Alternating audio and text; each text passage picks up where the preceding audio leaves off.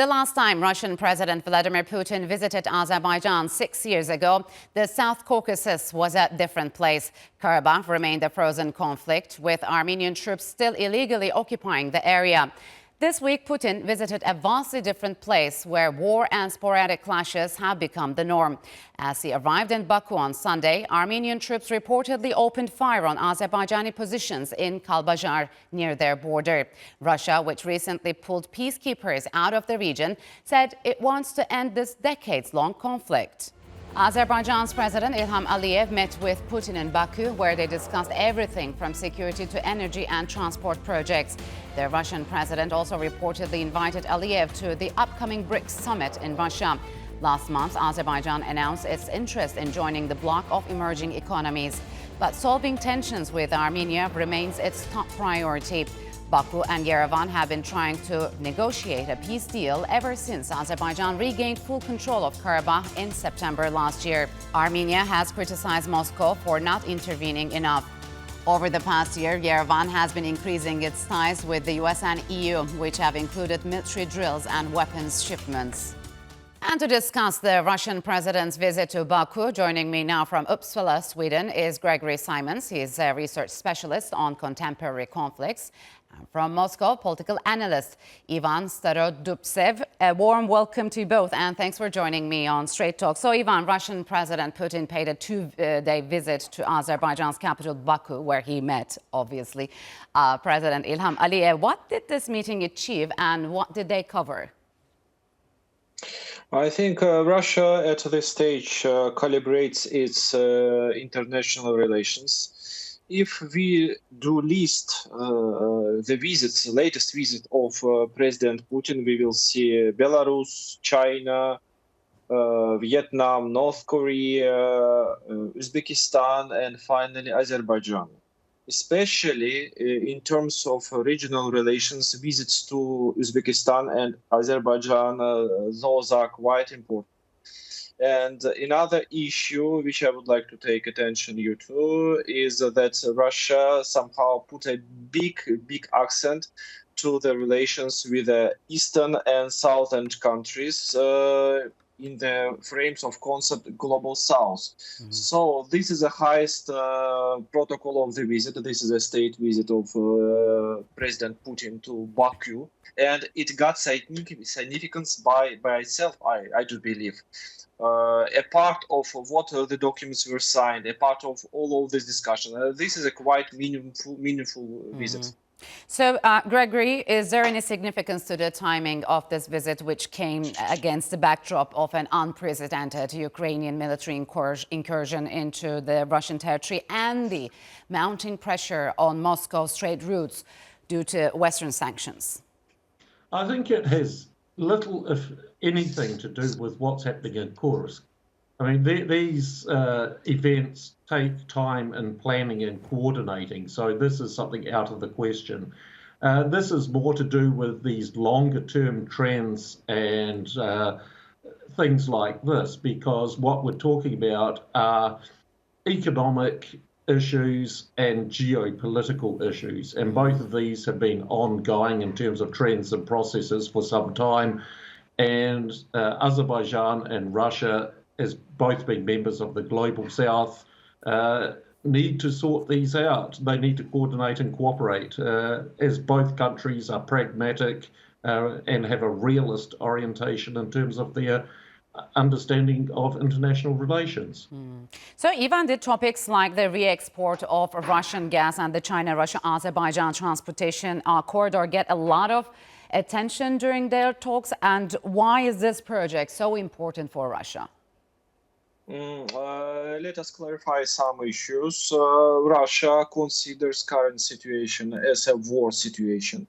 And of course, any public declaration which we do during this war period, we do very much accurately without trying to bring unnecessary attention to some steps. If you look at the list of the documents signed between Mr. Putin and between Mr. Aliyev, during the visit, we see that the questions of energy and transportation were somehow out of the picture.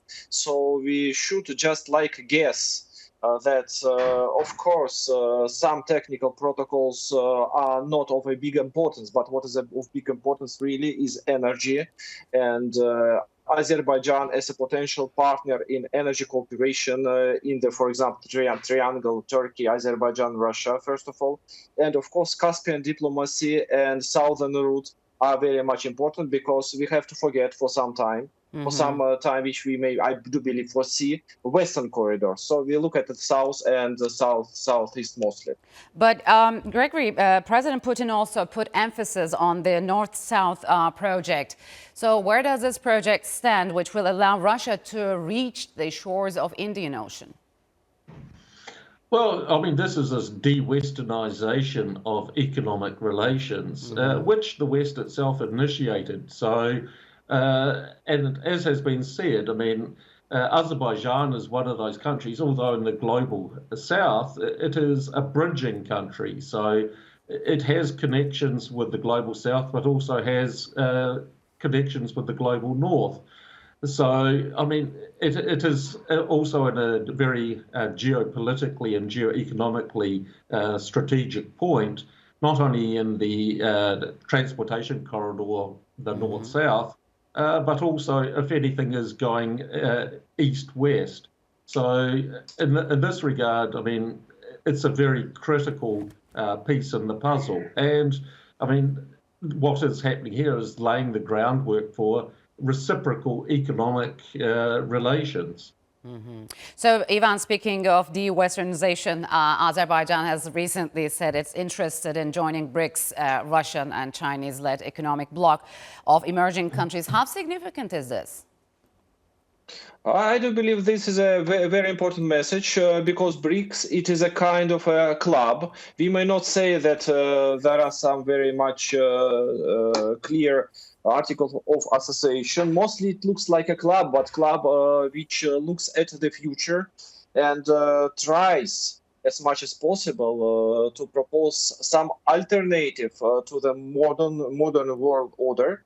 So this application of Azerbaijan shows Azerbaijan desire somehow to join this club, to be in this boat together with Russia and the rest of developing world. I think this is a very much critical message, especially in the time when Russia holds chairmanship in this club. So what do you make of the growing interest from many countries across Europe, Asia and the Middle East in wanting to join BRICS? Do you expect any breakthroughs at the bloc's next summit in Russia in October? May well have been talked on in the side, but what it demonstrates is countries from the global south, they don't want to be objects of international relations of the West. They want to be subjects, and this is understandable. And an organization such as BRICS facilitates this. It's in Azerbaijan's interest to be able to be a sovereign nation and subject of international relations. And it's in Russia's interest that it does so, because, I mean, what has been happening, for example, in Armenia, this is a clear warning to Russia.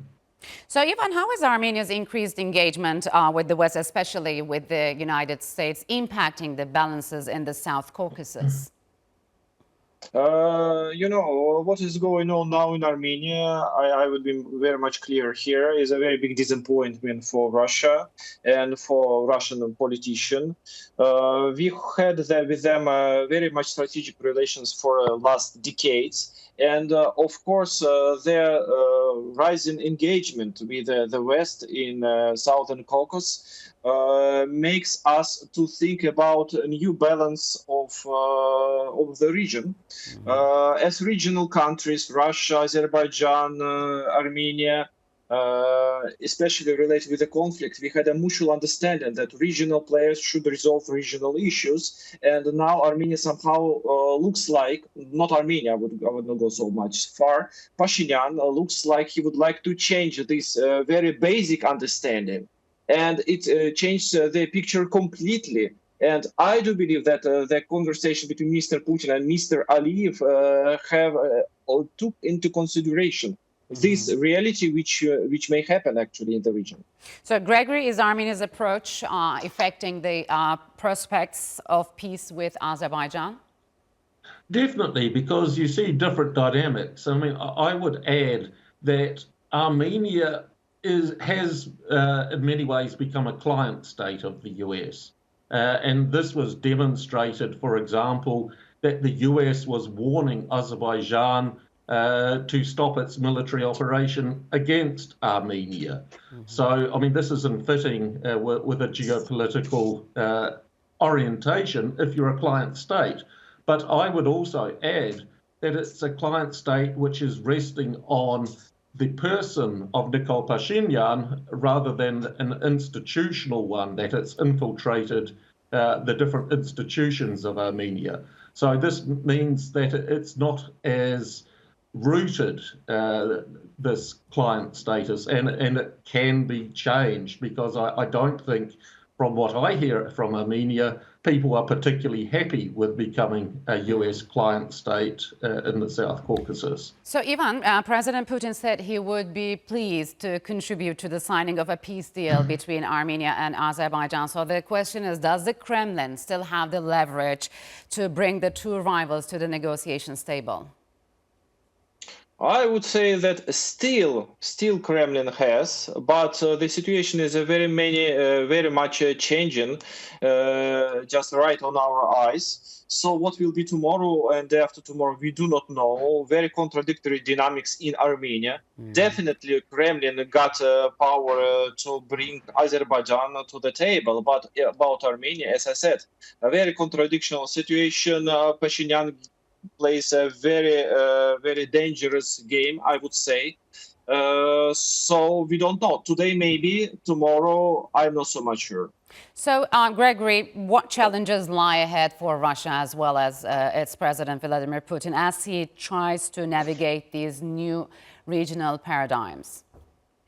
Well, I think things will go more smoothly. I mean, Azerbaijan and Russia have had pragmatic relations, but given the current economic and geopolitical context, these are going to become closer.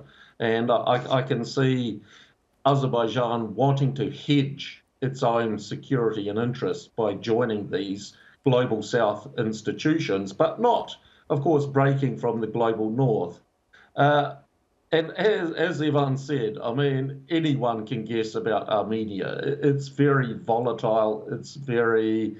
It can change not only from day to day, but even less. And this is because the US hold is based on Pashinyan remaining in power, political power, and to therefore be the conduit of US influence in that country.